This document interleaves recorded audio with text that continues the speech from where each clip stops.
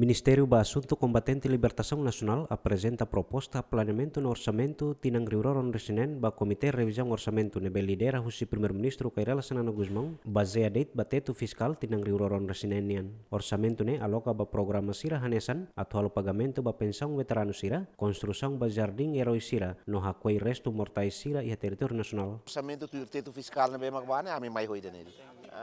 Teto fiscal né 201 milhões. Mas pelo menos nem assunto aqui nem assunto selo com uma construção bazardim dos heróis sira. Restos mortais sira território toma camoto rio sanulur sin rua horesi.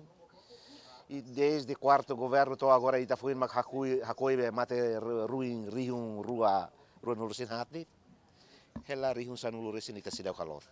Nebe a orçamento de programa construção jardim dos heróis e território hotu e a fato nebe mak agora obra lá ela prevê na fato no orçamento para balo nebe mak bele conclui de dau balo nebe mak sidau conclui continua de conclui no resto dos mortais sira nebe mak bele hakoi ia 2026 hakoi de dau belo nebe ba 2027 hanesane to hotu. Com a execução orçamento geral estado tinang riuroron resin 5, Ministro Assunto Combatente e Libertação Nacional nian foi atingi percentual resin hito, tambah sedau kalau pagamento ba pensão veteranos, segundo registro nebe agora mosuhela reclamação no contestação nebe tuir plano ia fulan dezembro tinang ne mak seihalo pagamento. Equipa cobertura ZMN.